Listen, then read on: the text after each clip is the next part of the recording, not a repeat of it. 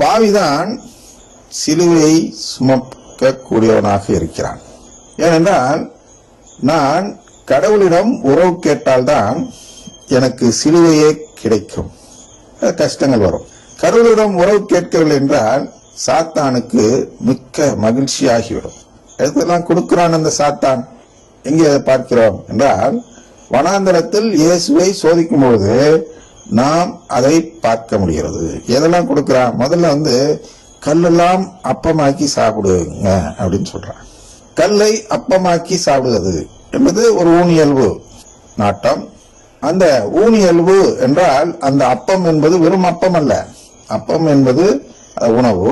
உணவு என்பதில் எது இருக்கிறது என்றால் நம்முடைய செல்வங்கள் அனைத்தும் அதில் இருக்கிறது. அந்த வார்த்தையில் உணவுக்காக தான் நாம் செல்வம் சேர்க்கிறோம். உண்ண உணவும், உடுத்த உடையும், உறைவிடம் இருக்க உறைவிடமும் என்ற அந்த 3 இலக்கை வைத்துதான் மனிதன் இன்று போராடி கொண்டிருக்கிறான்.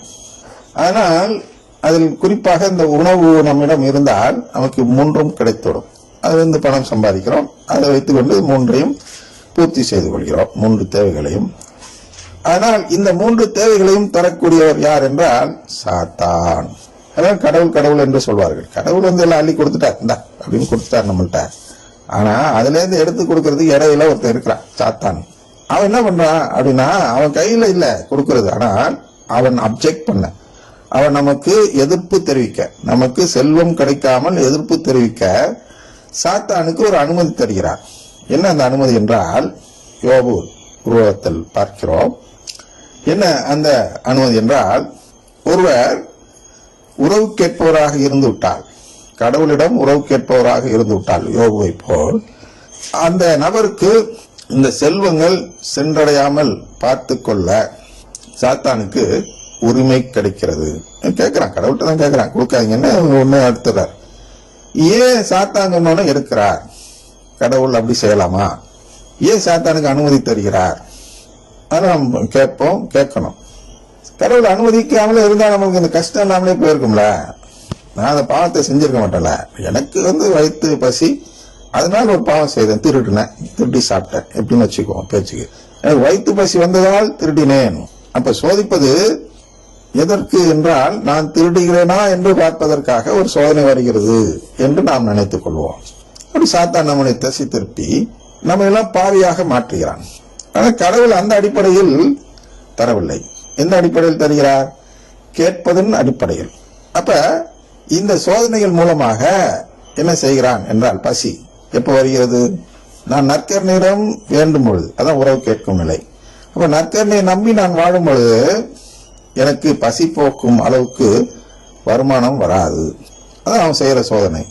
அதே நான் நற்கருணை மீது உள்ள நம்பிக்கை விட்டு பிரேஸ் தி லார்ட் சொல்லி அருங்கொடை இயக்கத்தில் சேர்ந்து விட்டால், பிரேஸ் தி லார்ட் சொன்னோன்னே நம்ம சேர்ந்துரும். நீங்க எங்க இருந்து சொன்னாலும் சரி, ரெஸ்ட் ரூம்ல இருந்து சொன்னாலும் சரி, ஆலயத்தில் உள்ள அந்த நற்கருணை பேழையை தொட்டுக்கொண்டு சொன்னாலும் சரி, இல்ல நற்கருணையே தொட்டுக்கொண்டு சொன்னாலும் சரி, நீங்கள் நற்கருணையை நம்புபவர் அல்ல. பிறகு யாரு? நீங்கள் உறவு கேட்காத நபர் என்ற நிலை பெறுகிறீர்கள். அதான் பரிசேயர் நிலை. பரிசேயர் எதிர்பார்ப்பது பிரைசிங். பரிசேயர் என்ன நினைக்கிறான் என்றால், ஆண்டவரை போற்றினால் மீட்பு கிடைக்கும் என்று நம்பினான். அதான் பிரைஸ் தி லார்ட் சொன்னால் மீட்பு கிடைக்கும் என்ற அன்றைய கால பார்வையில் அவன் இருந்தான். அவன் மன்னிப்பு கேட்கவில்லை. யாரு? பரிசேயன் மன்னிப்பு கேட்கவே இல்லை. தன்னை பாவி என்று அவன் கருதவே இல்லை. அதனால் என்ன ஆகிறது? அவன் உறவு கேட்காத நிலை வருகிறது. அவன் ஏதோ தகுதி அடிப்படையில் ஒரு சன்மானம் கிடைக்கக்கூடிய பொருளாக நிலைவாழ்வை பார்க்கிறான். அதேதான் இங்க பிரைஸ் தி லார்ட் சொல்றவங்களும் என்ன செய்கிறார்கள் என்றால், நற்கருணை ஆண்டவரை பார்ப்பதில்லை, நற்கருணை மீது நம்பிக்கை இல்லை. எப்படி? ஏன்னா பிரைஸ் தி லார்ட்ங்கிற வாழ்த்துறை யாரால் ஏற்படுத்தப்பட்டது? அதை பார்க்க வேண்டும். நம் திருச்சபை கொடுத்ததல்ல. சிசிசில எல்லாம் பிரைஸ் தி லார்ட் சொல்லுங்க, அதுக்கு ஒரு நம்பரை போட்டு நமக்கு சொல்லப்படவும் இல்லை. சட்டமும் எழுதப்படவில்லை, திருச்சபை சட்டமும். எங்கே வந்தது அந்த பிரைஸ் தி லார்ட் என்ற வார்த்தை என்றால்,